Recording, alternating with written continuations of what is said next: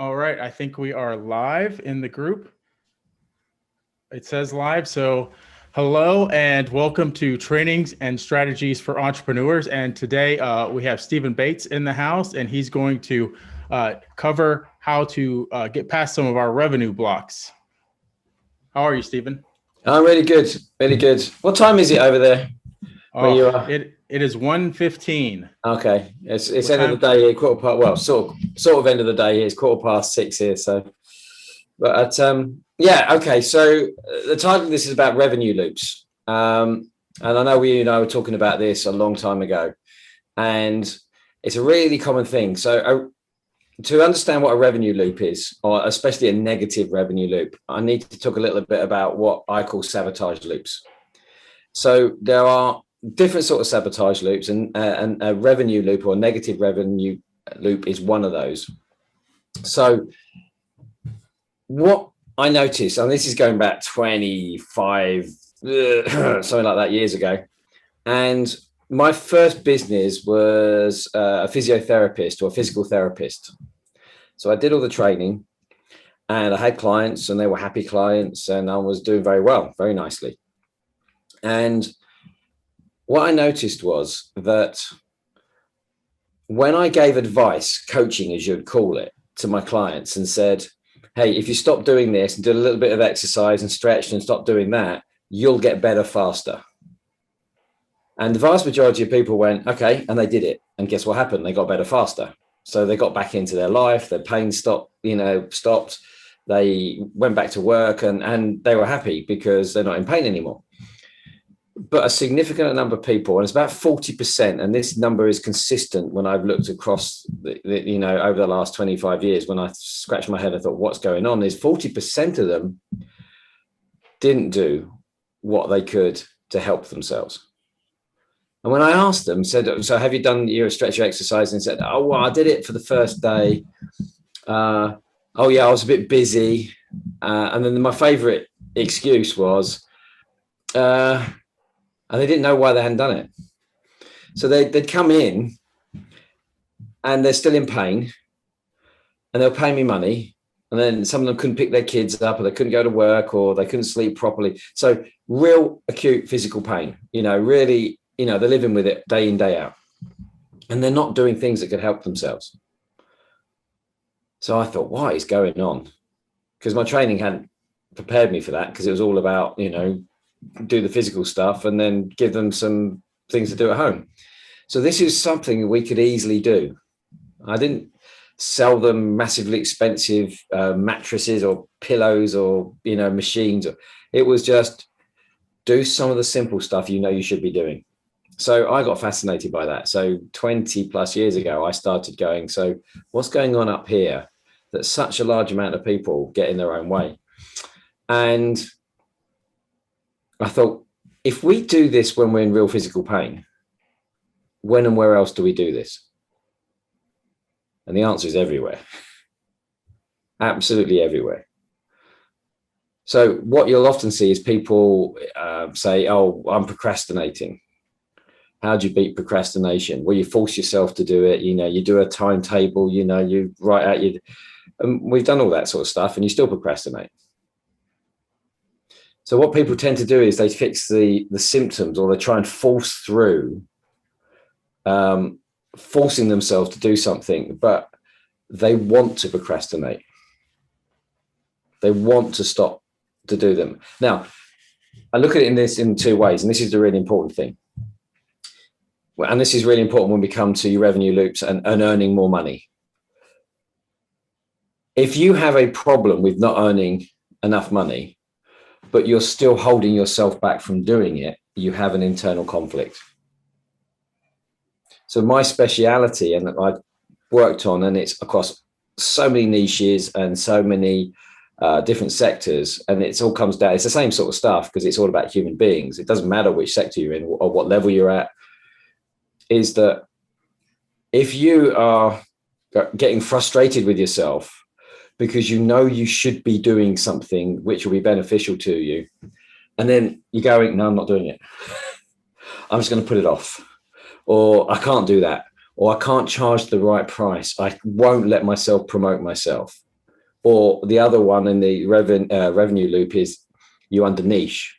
Okay. And I'll come back to this in a minute, is that it's just a conflict of, I know I should be doing that, but I won't let myself do it. And that's expensive. So when I'm working with clients, is they usually come to me in frustration because they know they could be doing better. They often know what they should be doing, but they just get in their own way. So my expertise is finding out why they want to get in their own way, while at the same time they don't. So this is the principle that underlies all sorts of sabotage loops. And 40% of people, and this is the number consistent I've seen, we all procrastinate from time to time, and we're meant to procrastinate, which is a bit of a weird thing. When we make decisions, we're meant to procrastinate. So anybody tells you meant to have bulletproof confidence all of the time, that's dangerous, because when you come to make a really important decision, the last thing you want to do is just go, yeah, I'm doing it. And any coach who tells you that, just walk away from them, because they're nuts. Because you're meant to go, is this a good idea? Have I got caught up in the fear? Have I got caught up in the enthusiasm? I'm about to sign on the dotted line on something that actually, when I step back and go, is this a good idea? Your brain goes, no, it's not a good idea. Don't sign yet. There's something wrong. We're meant to do that on every important decision. But what happens is, if this what if, fear of failure, fear of success, fear of looking stupid, whatever it is that's promoting this, is excessively triggered, what you'll end up is a conflict when you go, I know I could be doing this. I know I should be doing this. It's beneficial for me to do it. Get on with it. And this part of your brain's going, no. Let's go off and do something else. Let's go and be busy doing something else. Or so this is not starting a business. It's not promoting yourself. It's not charging the right price. So this is the first thing I do with a lot of my clients, is they're just getting in their own way and costing themselves a fortune. So if we're looking, and these are sabotage loops in general, and there can be many of them, the way it plays out. But a good example for entrepreneurs is the revenue loop.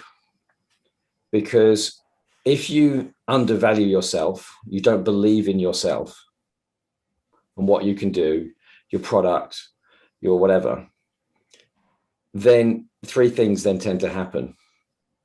You underprice yourself. So that costs you money, costs you revenue. You underpromote yourself. So you won't tell anybody. That was my one. Okay. Yeah. And you underniche yourself. So I'm going to give you an example of each of those. Okay. And the first example actually covers the underpricing and the underniching together. And the guy I'm talking about is a client at the moment. His average customer target spend was £2,500. Okay, so that's what his target was, £2,500. Now, for a lot of people, that's not bad. All depending on your sector and your niche and whatever else. Within 8 weeks, well, actually, in terms of working with him, within 3 weeks, when he finally got so fed up with himself, and then he had all this, he actually was being asked by a competitor to help them build their business. That's how good he is. Okay. So he's got the evidence, he knows his stuff. And eventually, I've known him for a long time. He said, Stephen, this is really I'm fed up with this, pee me off. So he's so frustrated with himself, he's overcome the reluctance to deal with it. So what he said, I need some help with this because this is crazy. So we started working on it, and we found out why he wanted to get in his own way, to create this sabotage loop at an unconscious level. Didn't know why he was really doing it, but he was doing it. Been doing it for years. But finally, he's tipped over and got frustrated. So most of my clients turn up to me just in frustration. Yeah.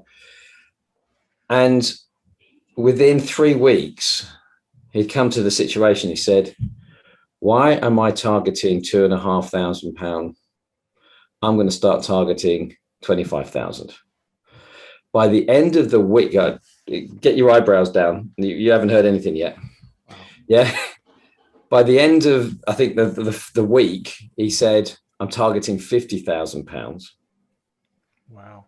He's now targeting £100,000 minimum. Wow. Now, That's the difference in the targeting. So you're okay, that's targeting. You could say that's just BS and he's deluding himself.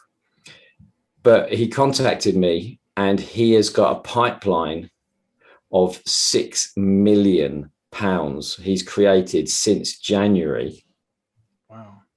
With clients who they are all a minimum of 50,000. Here's the thing. He's doing trials for enormous customers, big customers, global customers. And the trials are more than the lifetime value of the single customer, not just the 2,500, the lifetime value of his customers. The trials are multiple the size. Yeah. And he's got a pipeline of 6 times his revenue, and he's done that in just 3 months. So he was underpricing himself and under niching himself.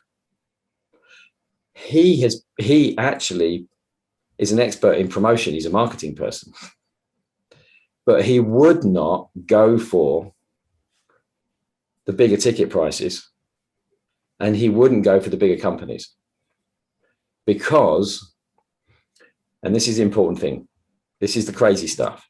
When he was a kid, that something happened, and he came from a family, a working class family, where you don't earn that amount of money. It's not right to earn that amount of money. And they had a couple of other things which I'm not going to say live on because it's too confidential.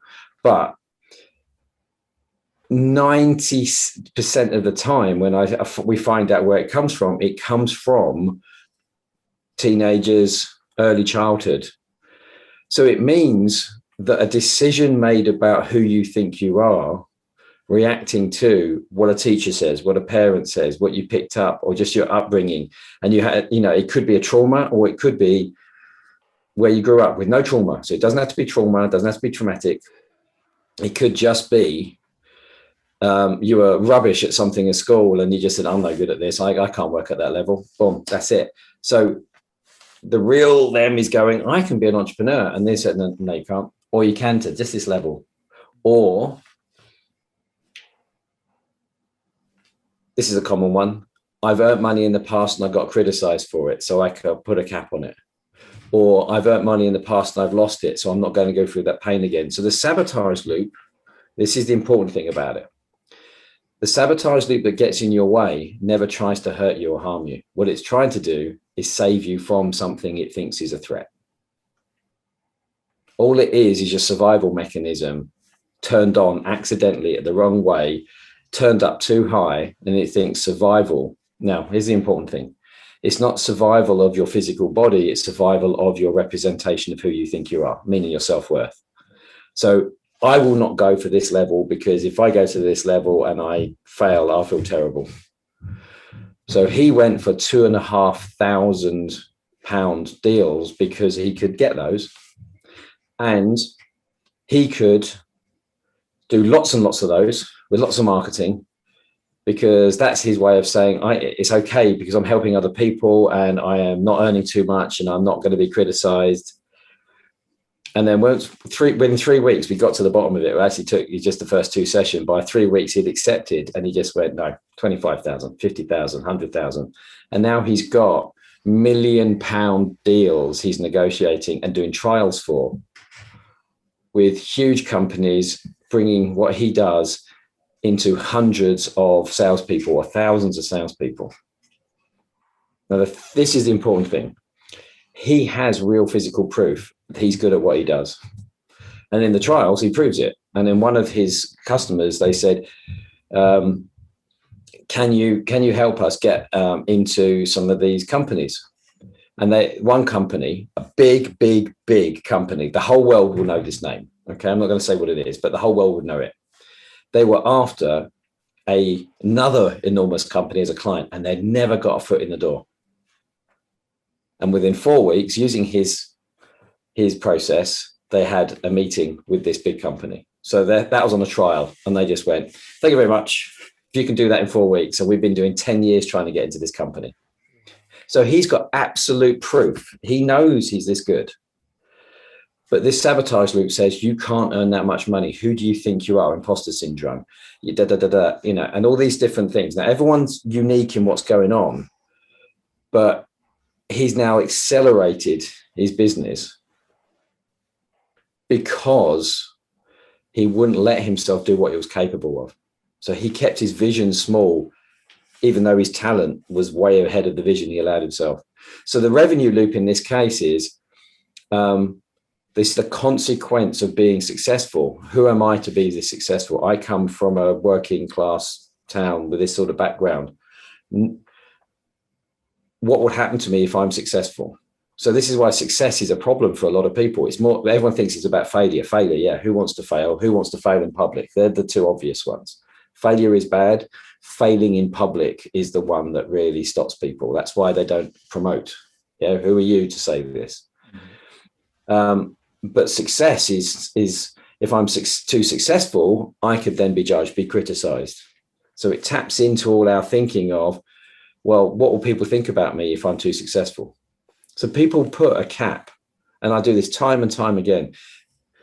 They say, how much would you like to earn? I want to earn $1 million. And I say, why a million? What about 976,425 and 46 cents?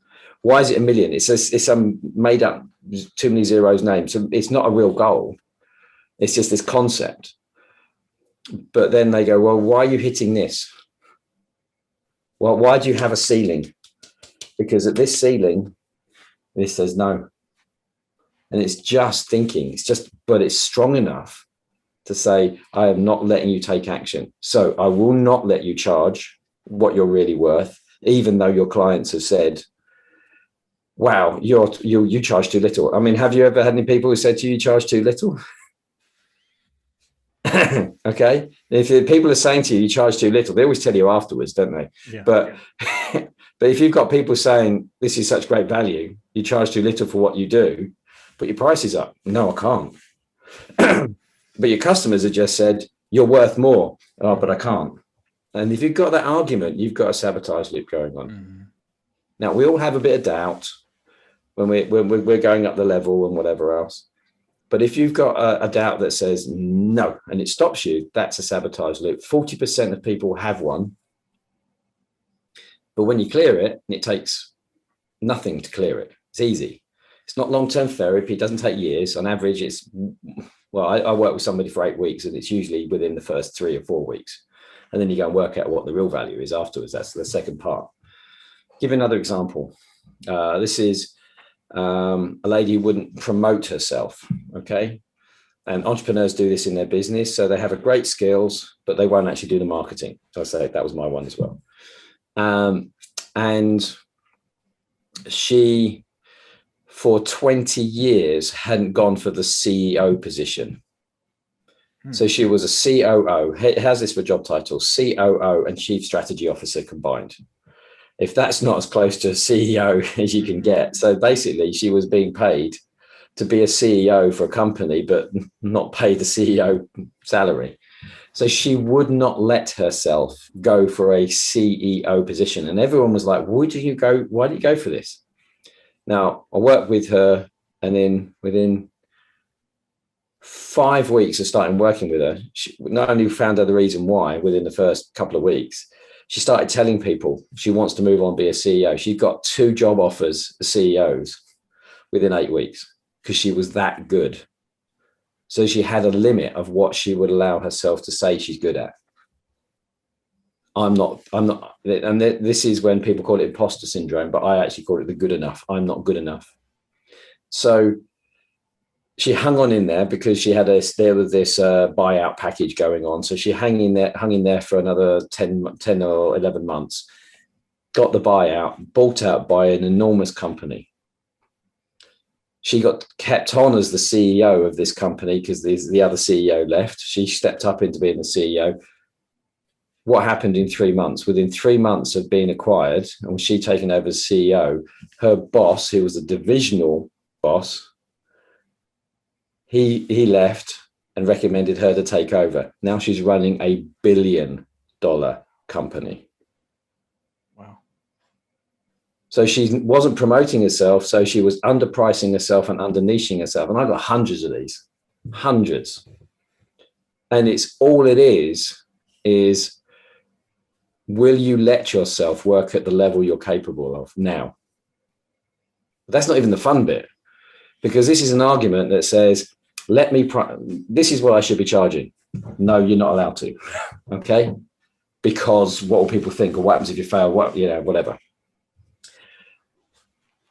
That's just the start point though, because that's when you turn this off. That's all it is turning this off as a process of thinking. It's not a big cathartic thing. You don't have to go through a huge experience. It's just going, that doesn't work, does it? And most people laugh. It's not, they have to go through, big, oh, I've got to shed all this negative emotions. There's no such thing as negative emotions. All emotions are there for a reason. Some of them are painful, some of them are not. This is an overuse of fear. Fear is a very useful emotion. It's not negative. It's just horrible to live with if you use it too much. That's why they call it negative. So there's a whole concept about what we need to do, but it's just turning off the decision to think this way. So when you turn it off, what happens? This just goes, hey, I'm free to operate instantly. You don't have to fix anything, because this is trying to be, that's why you have a conflict. I deserve to be paid at this level. I'm okay with promoting myself and telling people how good I am. And that's why people are, because they can't be arrogant. Yeah. I can't say that because I'll be arrogant, because someone back when they were a kid told them you can't be big-headed or you shouldn't be arrogant. That's it. How much does that cost? Thousands, millions of pounds it costs people, millions of dollars. You turn it off and this bit goes, I'm not arrogant. I'm just really good at my job. I'll tell people, boom, immediately. And then people think, why am I working at this level? I should be working at this level because I can help people at this level. I just never let myself. So when you turn this off, you believe in yourself. This bit already believes in yourself. That's why you have the argument. If you didn't believe in yourself, you were just happy being miserable at this level. So if you've got an argument of, I know I could be doing this, I could be charging more, getting out there more confidently, telling people and working at the high level. If you know that, but you won't let yourself, all you have to do is turn this off. That takes a couple of weeks, really. Even faster than that sometimes. And then this bit goes, let's go, because I've not got the brakes on anymore. And that's where the results instantly start to happen. Got another guy, and this is the one, just as an example, he'd capped himself in what he would earn. He's a shade off doubling in his income. Yeah, within about 6 months. But he's created a whole level of niche of working at. He's started hiring a team, which he never had before. Years of working as a solopreneur. He'll never let himself have a team. And it all came down to what he had is all these sales calls. He had brilliant ads, Facebook ads. He had all these inquiries. But as soon as he got up to a certain number, I'll just say $15,000 because, again, it's about his business. He got up to around $15,000 per month. And then he started to mess up his sales calls. So he would convert, get up to a certain point, started messing them up.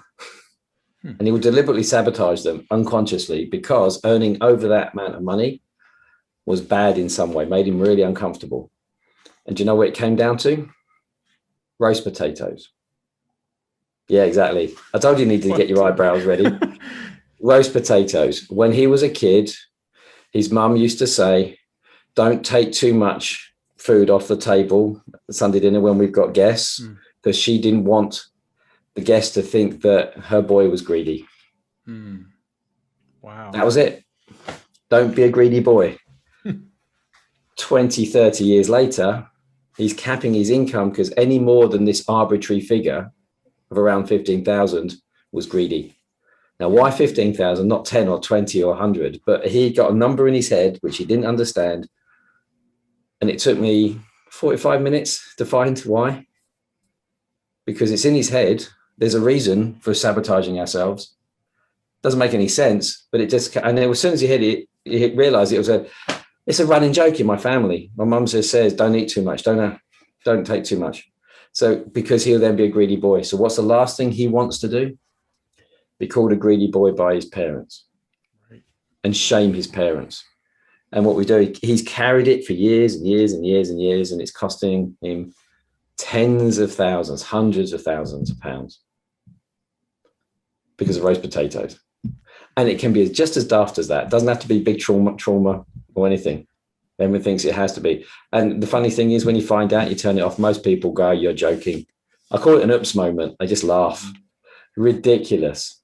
So him being a little boy, 6, 7 years old, that 7-year-old thinking to make sure he's not shaming his mum, getting told off, is running his pricing strategy and running his product strategy. And it's as daft as that. So I have a lot of fun with people because it's easy to find, easy to turn off. And then this goes, boom. And then one last thing is this then gets you to the point of what you can do now. And then boom, big results happen. But that's not where it stops, because then you start to allow yourself to go, what can I do now? It's almost like I've always been capable at this level, but I've not been able to use it. But now I'm at this level, gone from here to here, then you can start thinking, what else can I do? And you see people's businesses expand. Wow, that is so powerful. So amazing. Yeah. And I'll just say to 40% of people have got it. It's incredibly expensive, but there's one last thing. I know we're running on time. Don't criticize yourself for doing this because it's trying to help you. That's the golden point to remember. It makes no sense. It costs you money. It makes you feel fearful and all the rest of it. And it makes you feel terrible. This argument makes you feel terrible. But there's one thing I just want to tell everybody watching. It's trying to help you not fail, not be criticized, not be told off by your parent, whatever. It's trying to help. That's why it doesn't want to go away, because it thinks it's helping you ultimately be successful. So when you look at it from that point of view, how's it trying to help me? You find out, which is easy. And then you go, is this the best way to help? No. Okay, turn it off. This is the best way. That's why it's so easy. Wow. So if you want Stephen's help breaking through your revenue barriers, your negative revenue loop, he is a member of this group. And if you post comments below, I'm sure he will see those, and you can reach out to him, or he will reach out to you if you comment below that you would like to get those same results that his clients get. So thank you again, Stephen. My pleasure. And anything else that you want to add? Don't believe what your emotions say is true. Okay. You can make yourself feel very bad, very scared, very uncertain, all the rest of it. Don't believe the emotions. The thinking that creates those emotions is real, is true. If you're not here to be miserable and to procrastinate excessively and be fearful don't, just because you create the emotions does not mean that they are permanent and doesn't mean they're real. It's an accident trying to help you. That's all it is. It's a mistake your brain makes trying to help you. So as soon as you realize that, you pluck up courage and go, I need to explore this for 5 minutes. As soon as you see it, you make the breakthrough and you realize, and I can prove it. I always find what it is in the first session, always what the problem is in the first session, guaranteed. And then people go, is that it? Okay. What do I need to do about it? And it's because it's trying to help you. So even if you've been in fear of criticism, judgment for years, you've had it for years. Most people have. Most people say, I've had it all my life. Doesn't matter how long you had it. You can turn it off like that. You just need to find out why you want to keep it and then change it. So don't let the emotions convince you to ignore it, because it's leaving thousands, tens of thousands, hundreds of thousands on the table. Okay. Well, thank you so much, Stephen. And it has been mind-opening what you've shared with us. And like I said, if you want to reach out to Stephen, you can comment below and he will see those comments. And once again, it's been great. My pleasure. Cheers, Doug.